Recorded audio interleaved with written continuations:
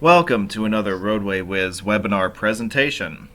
Tonight we're going to be taking a look at the city of Topeka in Kansas, the state capital of the Sunflower State, in fact. And to help out with that, I have with me Laura Bianca Pruitt of mdroads.com. Hi, Laura. Hi Dan, how are you? How could I be bad? You know, just another day in paradise. I've never had a bad That's day in my right. life, as Howard Eskin would say. That's right. So it's a good night to talk some roads, and let's dive into the Kansas capital because we do have quite a bit to get to in this episode. So let's do that now, shall we? I Uh, shall. um, the state capital of Kansas, city population nowadays is 125,000 per the 2020 census figures. The metro population is just shy of twice that figure, over 200,000. As I said, state capital of Kansas. Modern Kansas originated as the Louisiana Territory, or part of it. It was acquired by the United States in the Louisiana Purchase of 1803. The territory that became Kansas was unorganized until 1854, when Kansas was officially organized, the same year that the initial settlement of Topeka was established on the Kansas River. The name Topeka is a term from the Kansas Osage indigenous population that roughly translates to place where we dig potatoes or a good place to dig potatoes. Kansas was organized, as I said, in 1854, and it was organized along the famous Oregon Trail. And we'll double back to the Oregon Trail in a little bit, but I want to focus on its early years as a territory and then as a state. Um, the Kansas-Nebraska Act of 1854 effectively repealed the Missouri Compromise Agreement of 1820. The Missouri Compromise had outlawed slavery in any territory located north of latitude 36 degrees 30 minutes, except for, of course, the state of Missouri. Under the new agreement, the Kansas-Nebraska Act, the status of slavery would instead be based on popular sovereignty. Under this, the citizens of each territory, rather than Congress, would determine whether slavery would be allowed.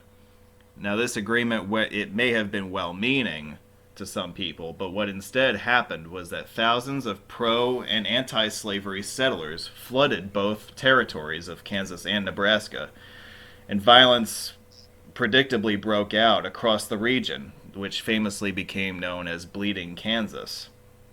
In the end, after 6 or 7 years of bloodshed, Free Staters prevailed, and Kansas was fast-tracked and admitted into the Union as the 34th state in January 1861 on the eve of the Civil War.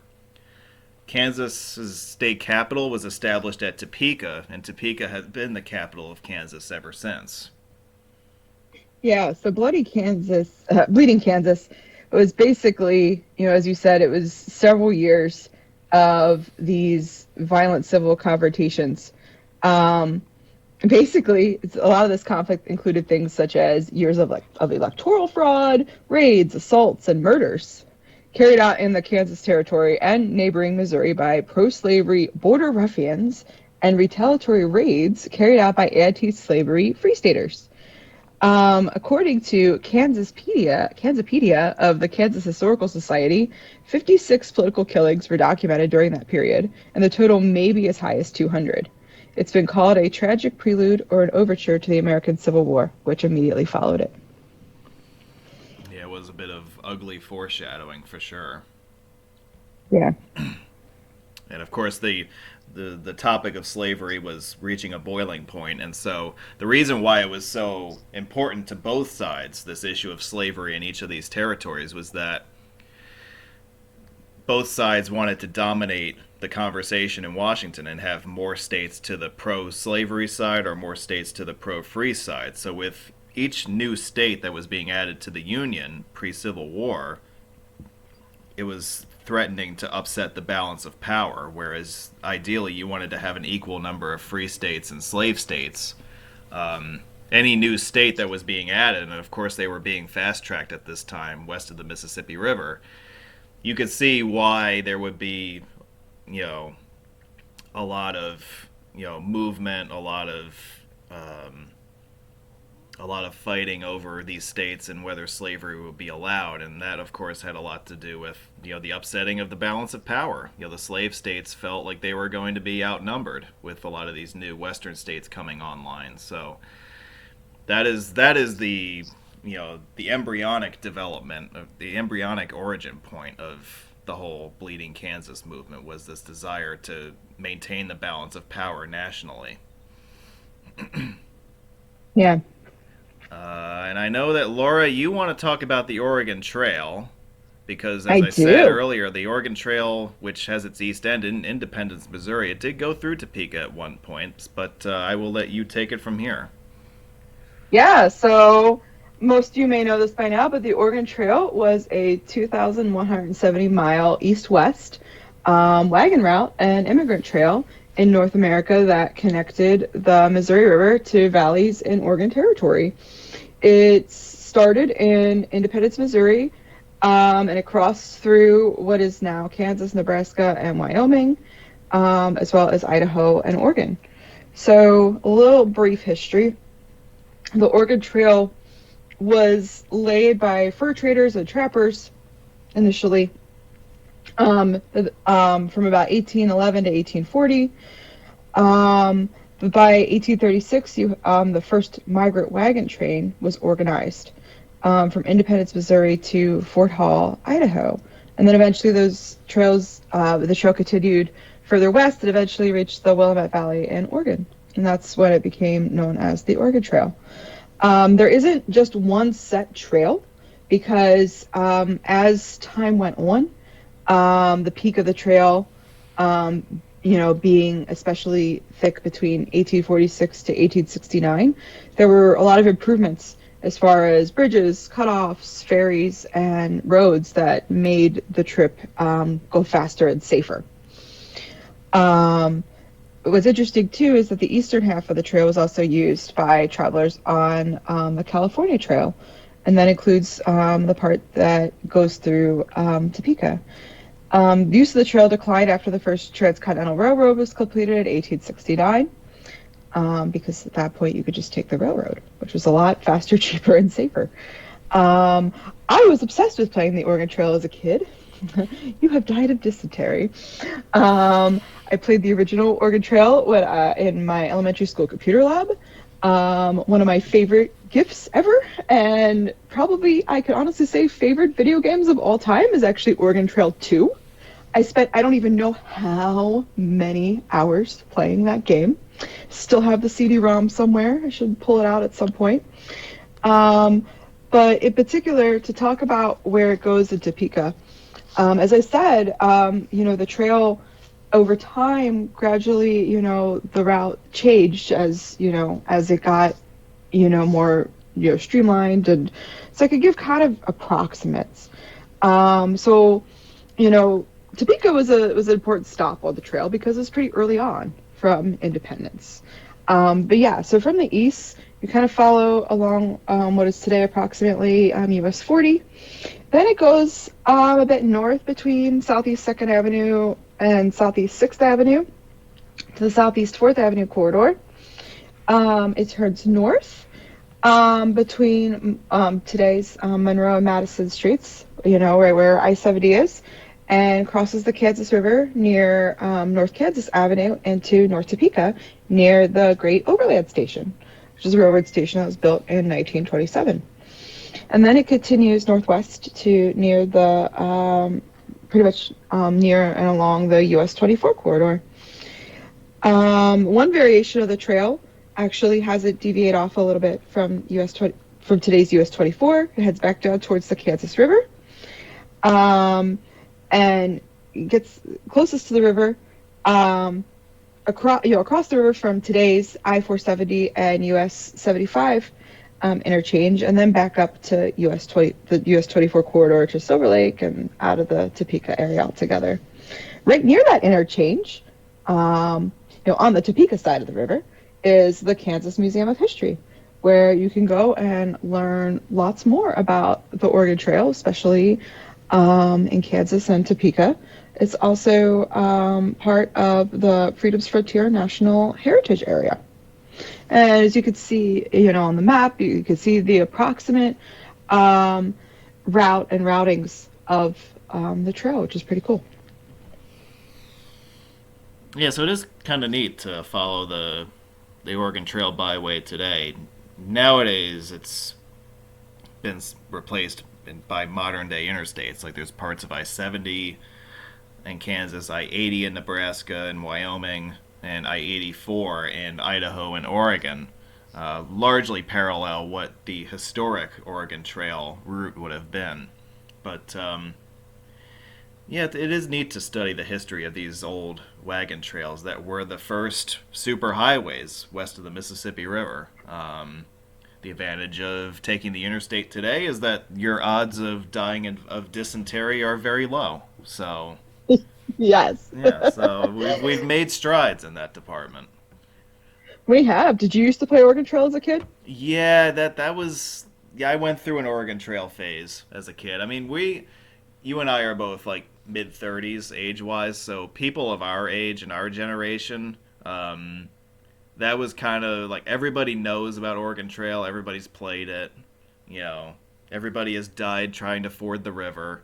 It's just one of those things that I guess that it's like a rite of passage as a youngster. You have to play Oregon Trail, and you have to get eaten by a bear or whatever along the way. So you know. Absolutely. But yeah, just for reference, Oregon Trail 2 came out in 1995. And so that was like a really big deal to me because like I loved the original Oregon Trail and oh my God, they have a new one.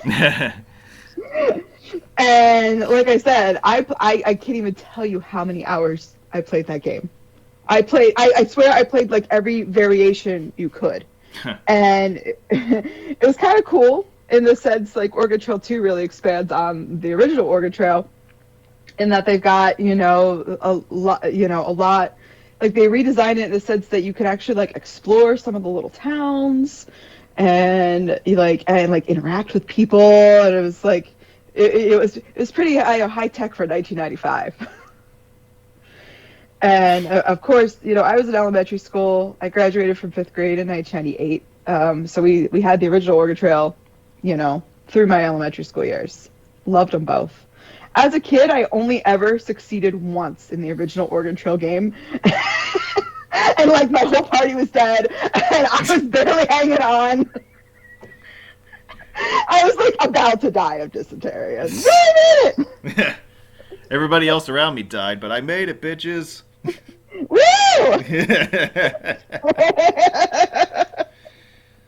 Oh boy.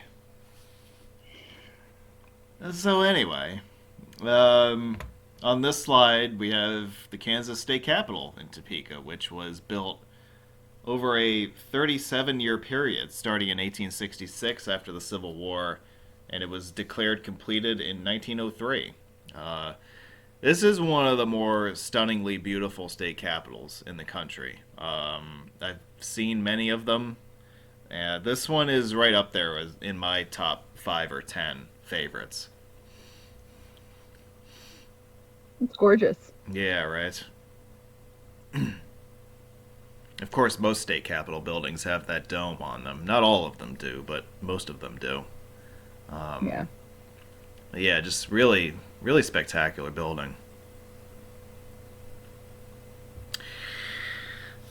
So, as I said in the opening notes, one of the biggest events of the civil rights movement in America took place here in Topeka.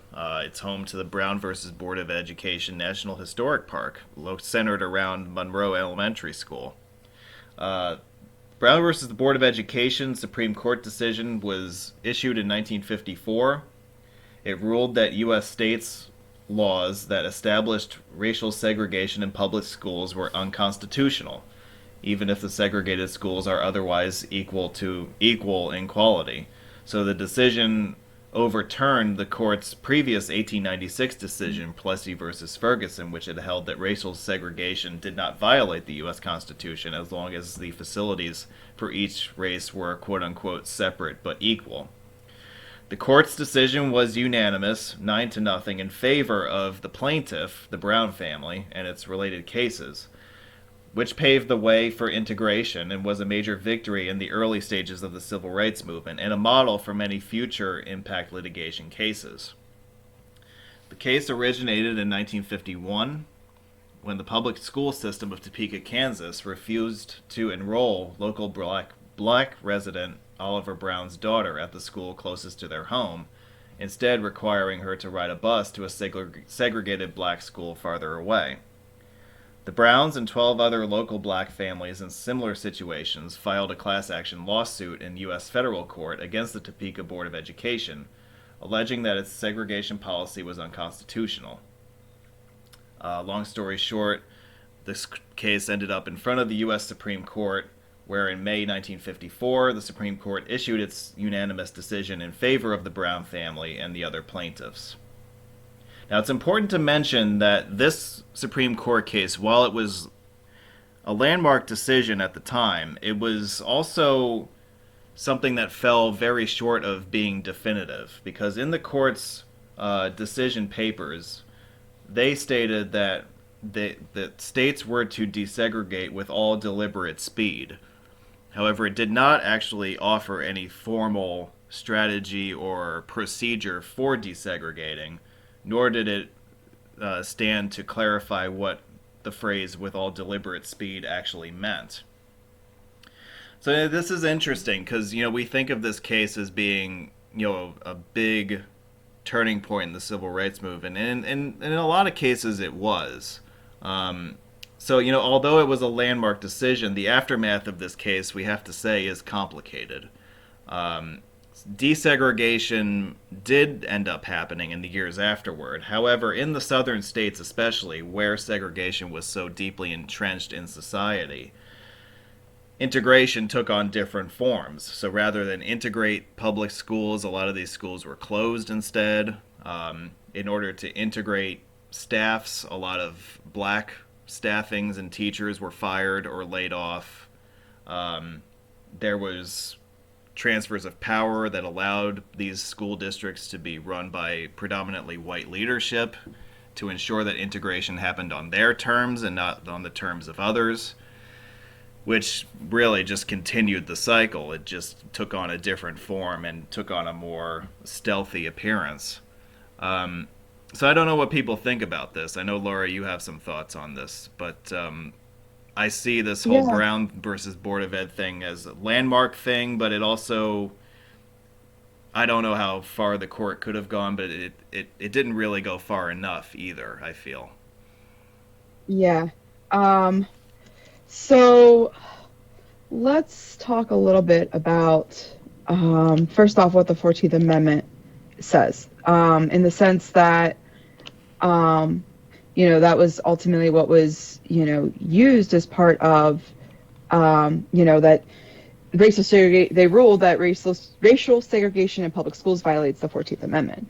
Basically, in the first section of the 14th Amendment, all persons born or naturalized in the United States and subject to the jurisdiction thereof are citizens of the United States and of the state wherein they reside. No state shall make or enforce any law which shall abridge the privileges or immunities of citizens of the United States, nor shall any state deprive any person of life, liberty, or property without due process of law, nor deny to any person within its jurisdiction the equal protections of the law. So yeah, separate but equal, basically, abridges the privileges and immunities and deprives life, liberty, and property, especially since, as unfortunately we know in history, separate but equal also didn't usually mean equal. That you would have, a place where the white school would have far more resources, be a nicer, newer building, whereas the, what were then called colored schools, did not. You would had, I could speak from, my perspective as, a resident and somebody who knows a lot about history where I live in Hartford County, Maryland. So Maryland, a lot of people don't think of as like a border state, but it was very southern in the sense that schools were segregated. And the schools, you had so many schools that in the county where I live, where you had, these brand new, shiny, schools for white students. Meanwhile, you had, these small, outdated, schools for black students, and they got like the hand-me-downs from the white students. And then ultimately, even when the schools were consolidated, you had like K through 12 in a small building versus whereas you had primary schools and secondary schools in these much larger, nicer buildings. So what basically happened almost immediately after Brown versus Board of Education was what's called massive resistance, which was led by Senator Harry Flood Byrd. If we can reorganize, I quote, if we can reorganize the southern states for massive resistance to this order, I think that in time, the rest of the country will realize that racial integration is not going to be accepted in the South. So yeah, he basically created by 1956 a coalition of nearly 100 Southern politicians to, sign on to this, and to sign on to what he called his Southern Manifesto to resist the implementation of Brown. And you kind of, talked about some of the measures that happened in the South. You had in states across the South, whites setting up private academies to educate their children. So you're still, oh, okay, black students can go to the public schools, but we're moving all the white students out. You had cases like in Prince William County, Virginia, where they just decided that they were going to close the entire public school system. And basically, the public school system in that county in Virginia was closed from 1959 to 1964, 5 years.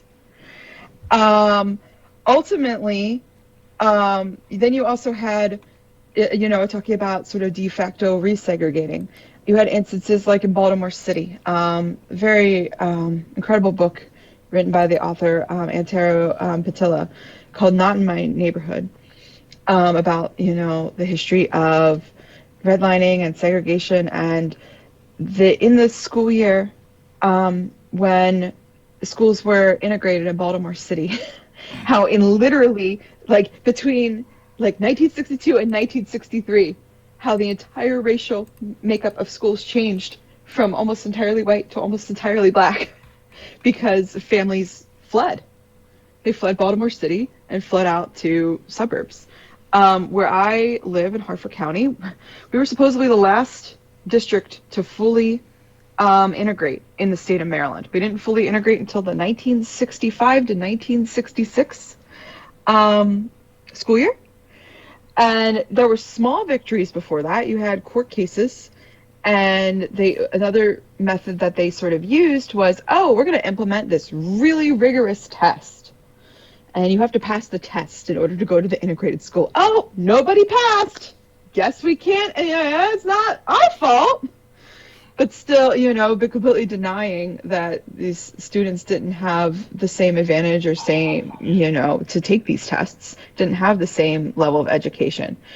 But ultimately, that's across the South. What ultimately got schools to integrate was court cases. And I mean, of course, we all know too, and we talked about in a previous video about Central High School in Little Rock, Arkansas. That basically President Eisenhower had to call in the National Guard. Right. This came to a head elsewhere. Yeah. Yeah, and basically the Little Rock 9 case resulted in the Supreme Court's decision, Cooper versus Aaron, in 1958, which basically reaffirmed the decision of Brown and the obligation of states to follow the mandate of the U.S. Supreme Court to desegregate schools. But yeah, basically it took hundreds of lawsuits, according to the Legal Defense Fund and their website, hundreds of, suing hundreds of school districts across the country.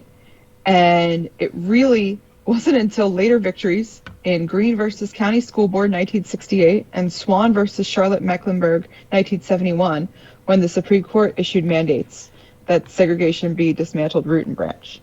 And that's when the court outlined specific factors to be considered to eliminate the effects of segregation and ensured that federal district courts were able to more forthrightly exercise their authority. Unfortunately, this is a matter that we're still talking about today. In my home state of Maryland in 2021, the state actually settled a federal lawsuit with the four historically black college universities in the state of Maryland for $577 million. It was a 15-year long case because the four HBCUs that are state schools received less had received inequitable resources compared to the other universities under the public university system in the state. So it's sad and amazing that even that we're still having in the 2020s cases of it's been over 50 years since Brown versus Board of Ed, and it's still not equal. Yeah. I mean, this is just Brown is one of the chapters along the journey, right? Yeah. And it's something that I actually experienced a little bit firsthand, because as you all know, I teach as an adjunct professor at Morgan State University. I'm also a graduate of Morgan State University, which is a historically black university. And our program compared to, so I graduated with my master's in city and regional planning, and our program compared to when I was there between the years of 2012 and 2017 was when I graduated. And yeah, I saw firsthand the difference.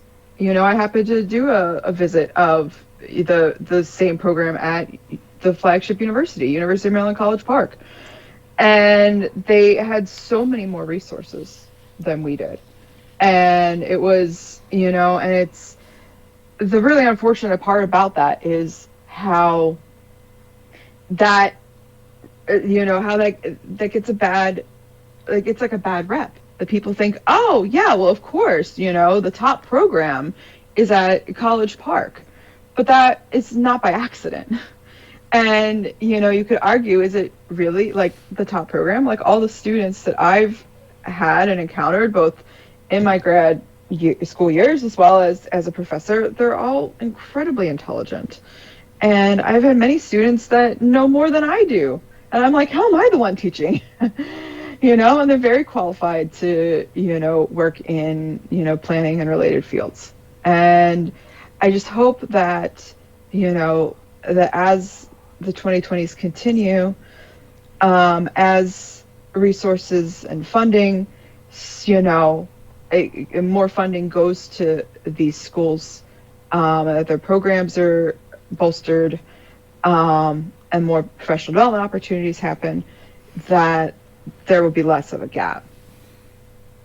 And hopefully with that gap would be eliminated.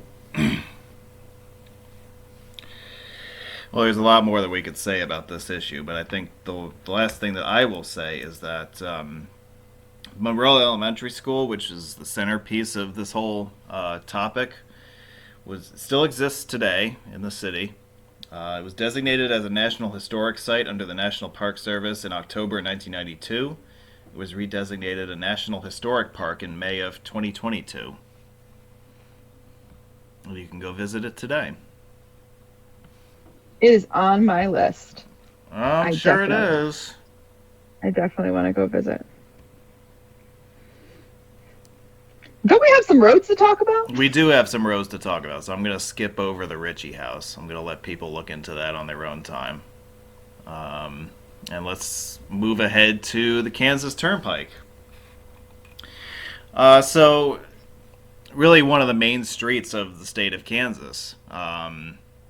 Was planned, so Kansas sort of had a similar plan to a lot of the eastern states in this country. In the years after World War II, many of those states developed their own turnpikes and toll roads to be the main highways to connect their cities.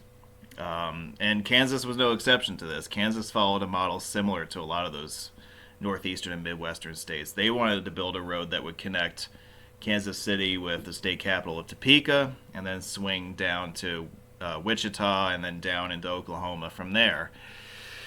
Kansas's turnpike was built in the 1950s, in the years before the interstate highway system. It was completed in 1956 statewide.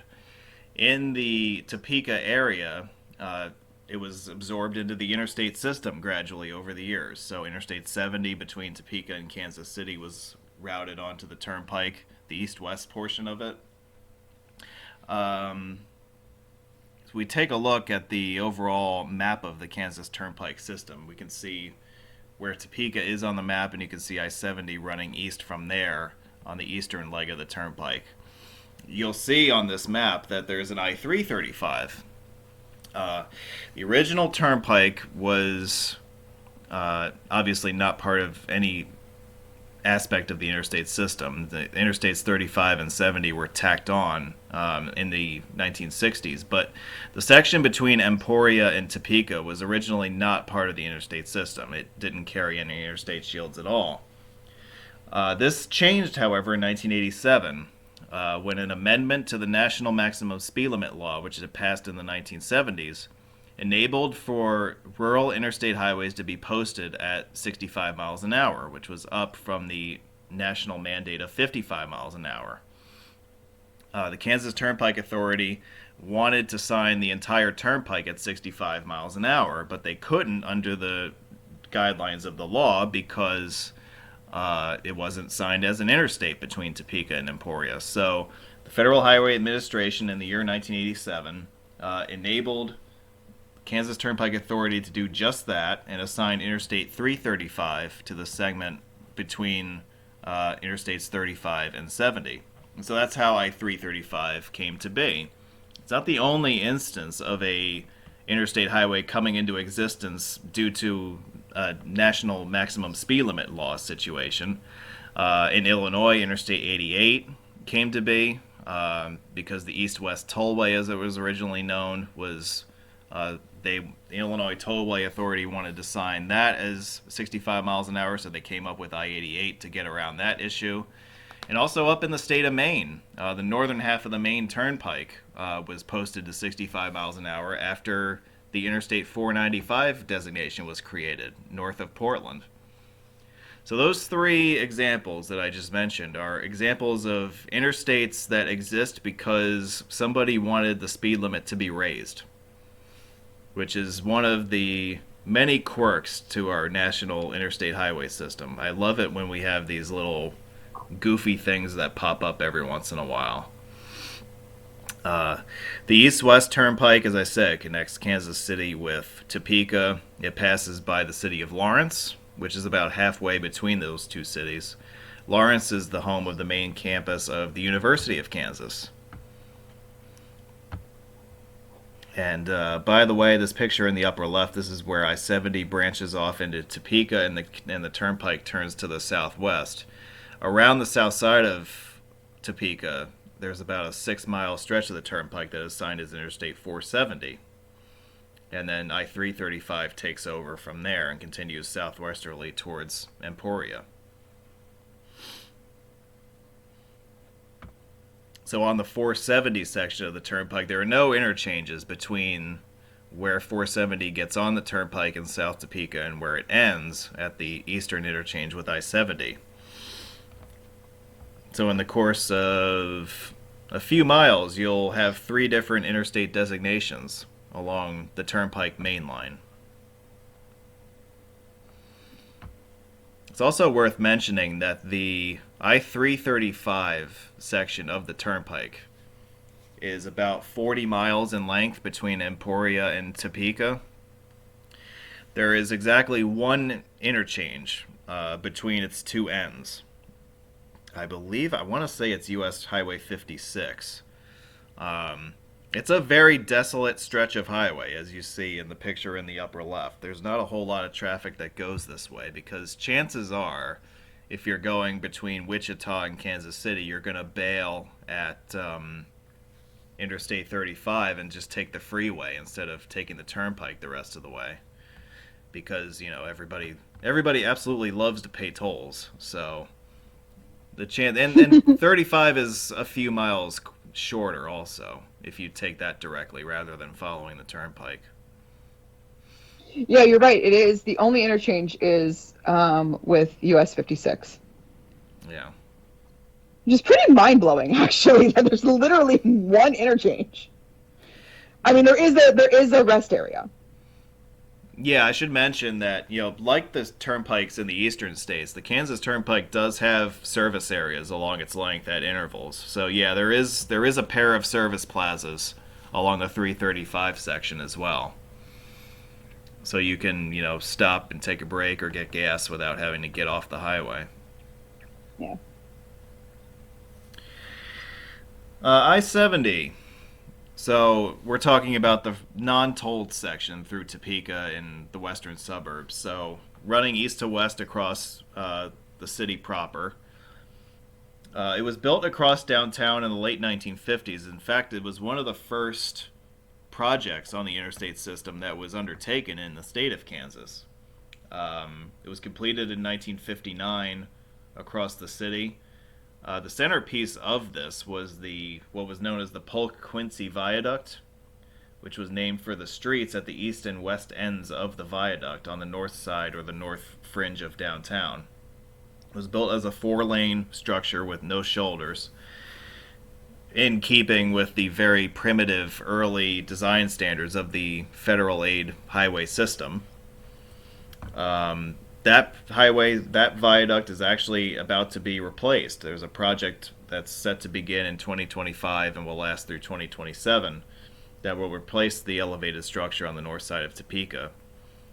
A temporary road diet was actually introduced back in 2023 that restricts I-70 to one lane in each direction through the downtown area until construction can begin on this project.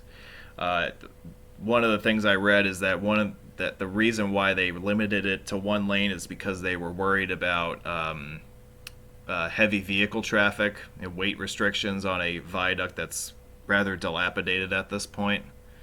So that's one theory as to why they implemented the one lane per direction restriction. In any case, it doesn't really matter too much. The 470 bypass is available for heavier traffic and for through traffic as well. So there is the redundancy built in there. But nevertheless, I-70 will be down to one lane per direction for the foreseeable future. It's presumed that once the I-70 project is completed, that it will be restored to its original two-lane capacity in each direction.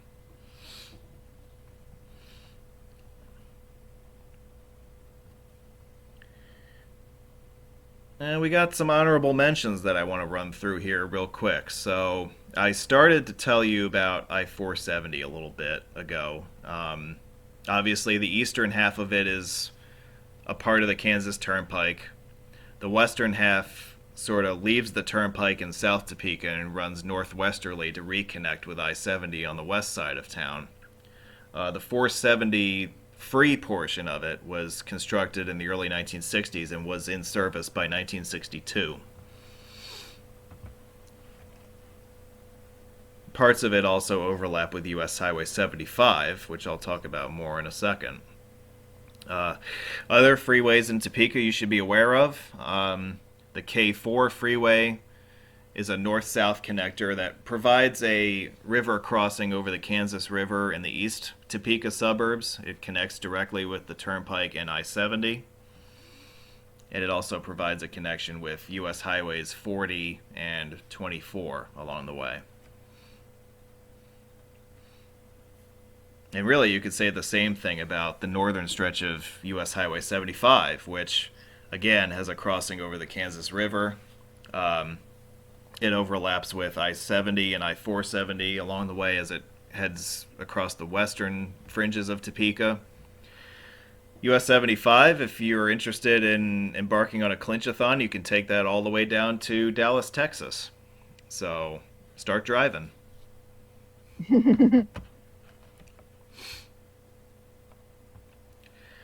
And that is all I've got as far as roads are concerned. So, we've reached that special slide where I say thank you for watching. Laura, Can we go back to, did you have yeah.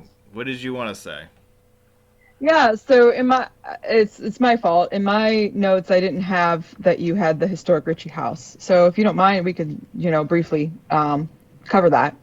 Yeah, I mean, I think we have a couple minutes. Yeah. Did you? I was able to pull up some info on it. Unless you had some notes you wanted to talk about first. Nah, you go ahead. Yeah. So the historic Ritchie house was a station along the Underground Railroad. Um, what's very interesting is that John and Mary Ritchie arrived in Topeka in 1855 because they were drawn to the coming fight to ensure that Kansas would become a free state. Family tradition states that this small two-story stone house served as the Ritchie's Topeka residence from 1856 to 1869.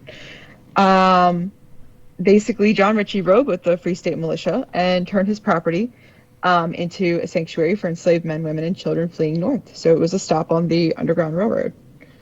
Um, yeah, it's believed that the Ritchies often hid fleeing enslaved people out in the thick underbrush and under rock outcroppings near their spring house, where Mary Ritchie would go on to carry a bucket of food without raising suspicion.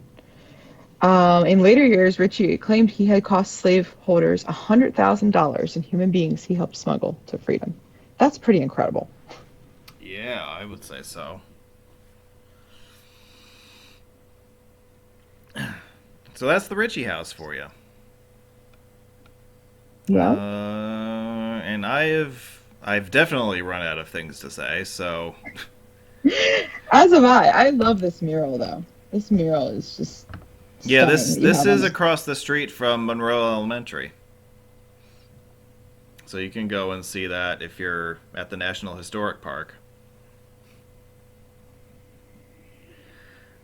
So anyway, Yeah, uh, that's all I've got. all right, well, there we go then. So I'd like to thank Laura Bianca Pruitt of MDRoads.com for being a part of tonight's episode. Thank you very much. Thank That, you for this opportunity, and I hope I didn't speak too long about non-roads related stuff, but I do find it really fascinating just how much, rich history is in Topeka. nah, you're fine. Don't worry about it. So I hope you've enjoyed this look at Topeka, Kansas, and all the road and non-road related highlights in the city. If you have, why not leave a like or a comment below, or hit the subscribe button if you haven't done so already.